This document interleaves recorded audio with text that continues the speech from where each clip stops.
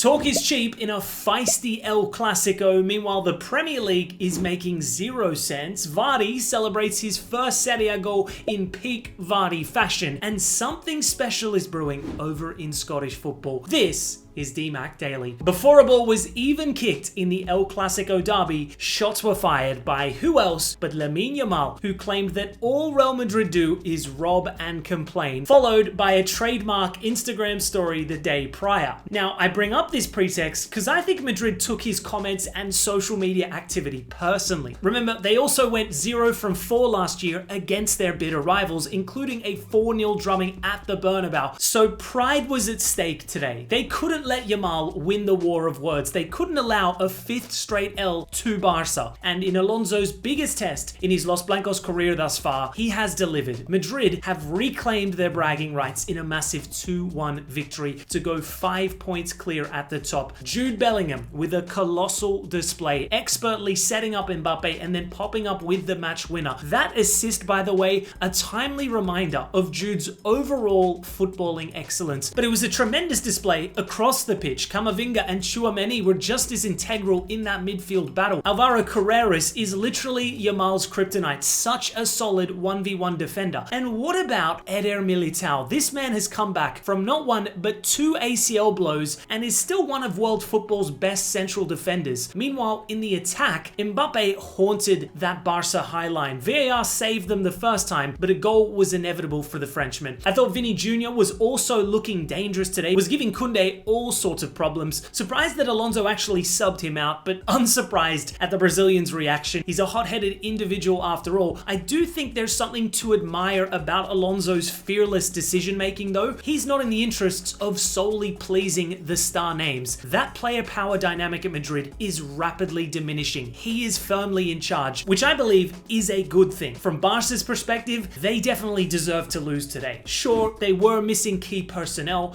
but beyond individual absentees, they collectively weren't at the races and were unable to exert any authority in this match. Bar Fermin Lopez temporarily silencing the home crowd, this was Madrid's day. If it wasn't for Szczesny, the scoreline would have been a far less flattering outcome for the Catalans. Then at full time, the drama aspect kicked off. Carvajal confronted Yamal as was expected before Vini emerged back onto the pitch to chirp directly at Yamal himself. Barca's number 10 then signaled towards the tunnel, which I think is just hilarious. Could you imagine these two actually fighting one another? That would be comical stuff. Now, there's a lot of opinions to be had on the El Clasico antics, particularly in regards to Yamal's ego, but Tchouaméni has a really rational take on the war of words, saying, look, honestly, I like that Lamine Yamal talks and stuff. I like when there's a bit of a thing between the players, you know? I, for one, agree with this perspective. The smack talk just adds that extra spice. It's ultimately not that serious in the grand scheme of things. That being said, though, Yamal might actually want to stay off of social media for a while. My guy's now made 3 IG stories before high-profile fixtures against Portugal, PSG, and Madrid, and subsequently lost all 3 games. The smack talk to failure ratio isn't a great look on Yamal. Moving to the Premier League, and bar Arsenal winning courtesy of a set piece, this league is so damn unpredictable. Starting in North London, and it just had to be another decisive goal, technically via a dead ball situation. It just had to be another clean sheet. It just had to be the former Palace star Eze who found the back of the net for Arsenal. For all the slander directed towards the Gunners for having the 17th highest amount of goals scored from open play, I think they're managing games in such a calculated manner. Every team that faced these guys set up with a deep low block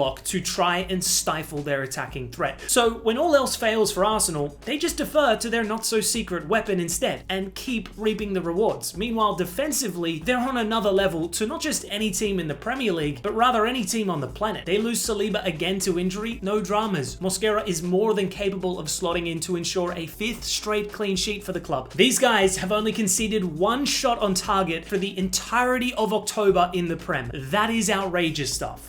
Moving to Manchester, and for the first time since February 2024, the Red Devils have won 3 successive games. I'm not sure what day we're at now, but get that man's razor charged, because the momentum is swinging in their favor. It still wasn't a complete performance. Defensively, Brighton gave them a lot of problems. Those 2 late goals were sloppy, but ultimately, it's 3 points. Cunha and Mbeumo causing constant havoc. Seshko looking sharp up top. Surprisingly, more control in the middle of the pitch too. As I said, if they can keep this consistent and go on to finish inside the top 6, then my assessment of Amorim will change. But positive signs for sure. The same can't be said for Chelsea, however. The most confusing team to watch. Are we good? Are we abysmal? Somehow we're both. How many times have Chelsea taken the lead, controlled the game for 40 to 60 minutes, struggled to create chances, then just completely bottled it? To be honest, I knew an L was coming the moment Garnacho hit that celly, but I was still shocked at the winning goal itself. What was Chalobah doing? It took him 3 to 5 business days to react there. Painful stuff. Meanwhile, João Pedro's now gone 11 games without a goal. It started so well, and it is quickly unraveling, whilst newly promoted Sunderland go into the top 4. Elsewhere, Liverpool suffered a 4th straight Premier League loss over the weekend. They are in a complete free fall at this point. It seems implausible, but Slot could soon be facing the sack if things don't turn around dramatically.